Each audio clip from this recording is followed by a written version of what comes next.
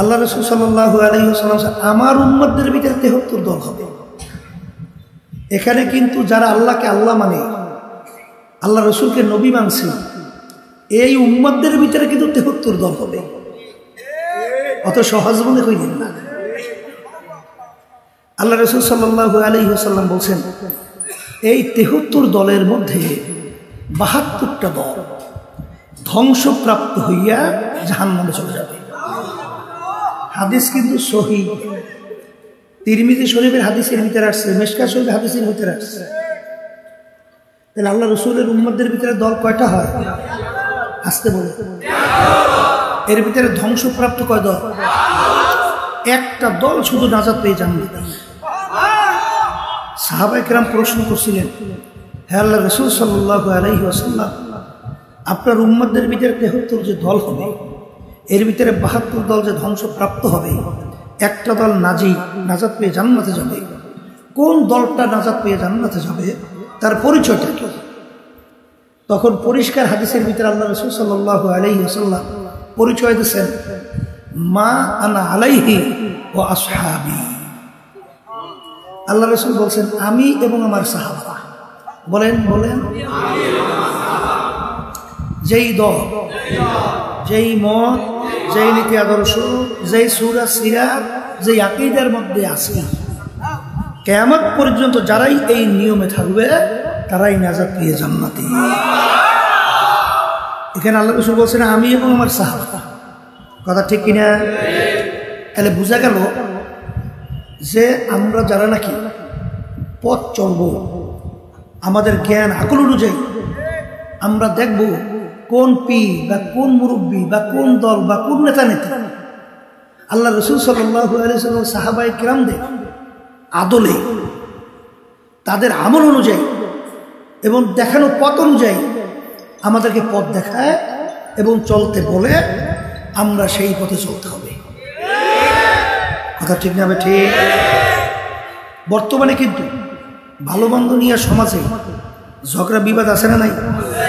হ্যাঁ আছে। আমি বলে এইটা ভালো, আরেকজন এটা খারাপ বলে, এরকম আছে না? তাহলে বোঝা গেল সমাজে ভালো মন্দ নিয়ে ঝগড়া আছে।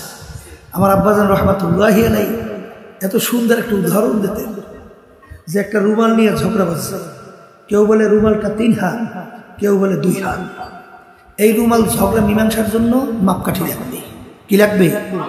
এখন মাপকাঠির নেছে ঠিক রবারের মাপকাঠি টান দিলে 3 হাত, ছাইরা দিলে 2 হাত। এই রবারের মাপকাঠি দিয়ে কেউ যদি রুমালের ঝগড়া মীমাংসা করতে চায় পারবে?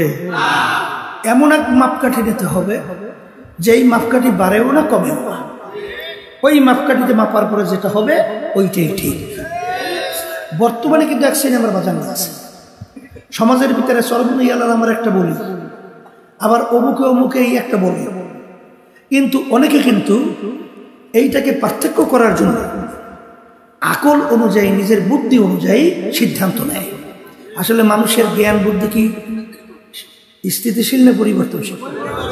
হ্যাঁ। আচ্ছা, গতকালকে একটা জিনিস খারাপ মনে করছে আজকে ভালো, এরকম ঘটনা হয় না? আবার খারাপ ভালো মনে করছে আজকে খারাপ, এরকম হয়? ছোটবেলায় যে বুদ্ধি ছিল, বড় হয়েছিল একই বুদ্ধি না, পারছে কমছে, তাহলে বুদ্ধি পরিবর্তন। কথা ঠিক কিনা?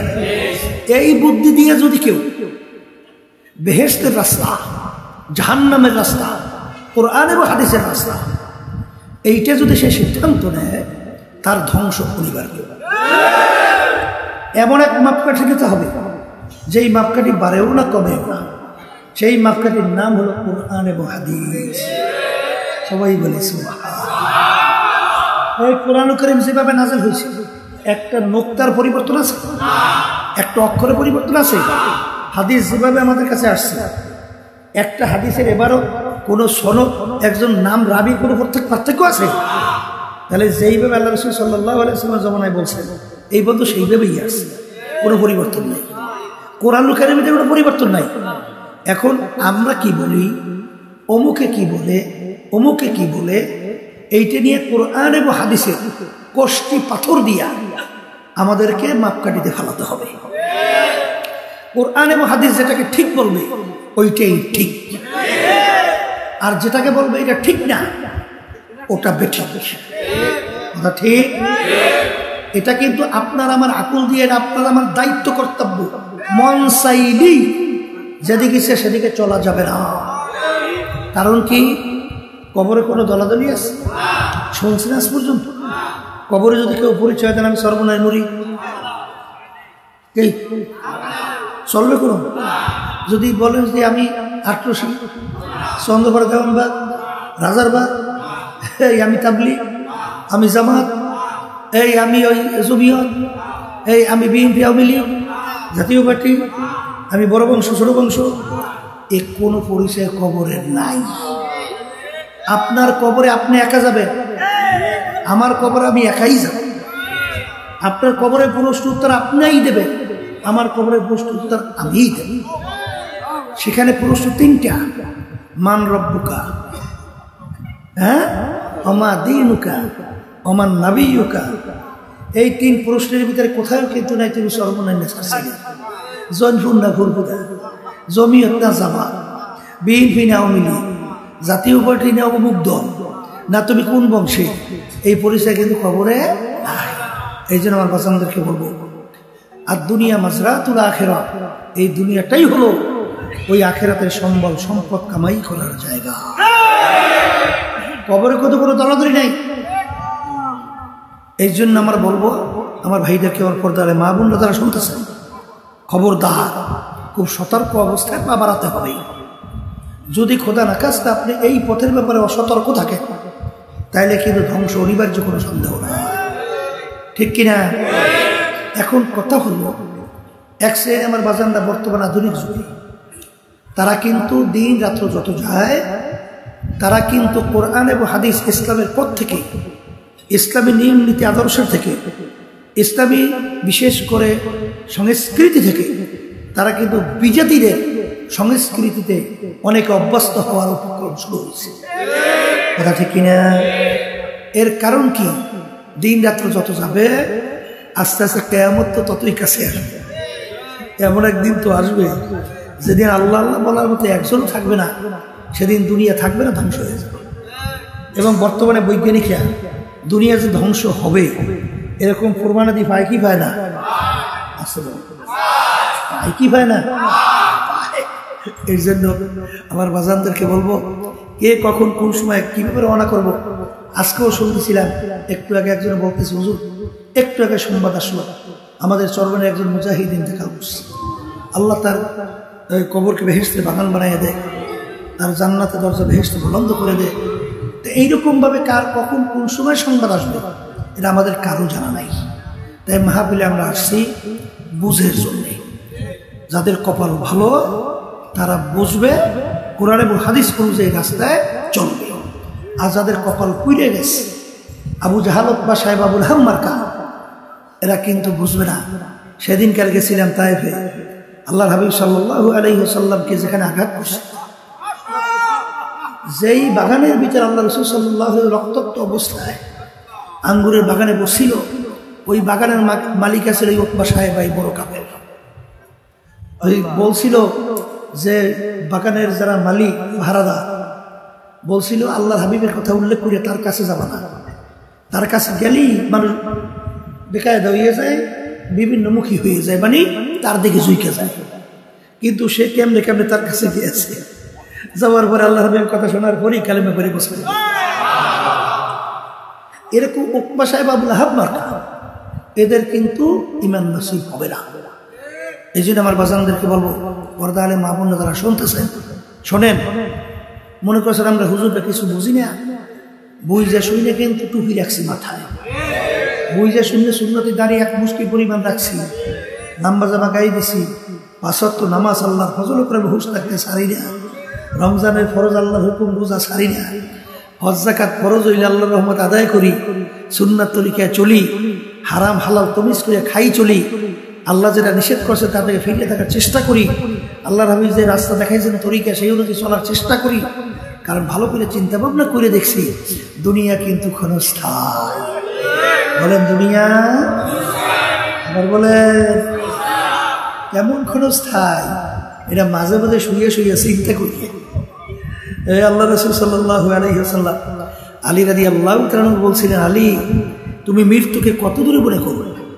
আলী রাদিয়াল্লাহু তাআলা বলছিলেন, হে আল্লাহ রাসূল সাল্লাল্লাহু আলাইহি ওয়াসাল্লাম, আমি যখন নামাজ পড়ার জন্য ওযু করতে যাই তখন আমি খেয়াল করি আমার জীবনের শেষ ওযু এইটাই হতে পারে, সামনে রক্তের নামাজের জন্য ওযু করার সুযোগ আর নাও পেতে পারি, এরকম মনে করি। আল্লাহ রাসূল বলতেছেন, আলী তুমি ভুল করছো, এক নামাজ থেকে অন্য নামাজ আসতে মাঝখানে অনেক সময় ব্যবধান। আলী মৃত্যুতে এত দূরে না, তুমি যখন নামাজের ভিতরে ডান দিকে সালাম ফিরাও তখন তুমি খেয়াল করো বাম দিকে আমি সালাম ফিরাতে পারি কিনা। এই হলো দুনিয়া, বলেন এই হলো দুনিয়া। আর আখিরাতের জিন্দেগি আল্লাহ রাসূল সাল্লাল্লাহু আলাইহি ওয়াসাল্লাম বলেন, তাম দুনিয়া যদি একটা গোডাউন বানাও, জমিন থেকে আসমান, পশ্চিম থেকে পূর্ব, উত্তর থেকে দক্ষিণ, সরিষা দিয়ে যদি এই পুরো গোডাউন ভরে দাও, একটা পাখিকে যদি বলা হয় একটা সরিষার দানা খাবা, আবার 500 বছর পর আর একটা সরিষার দানা খাইও, এরকম 500 বছর পর পর একটা একটা সরিষার দানা খাইতে খাইতে তাম দুনিয়াময় গোডাউনের সরিষা একদিন না একদিন শেষ হবেই হবে।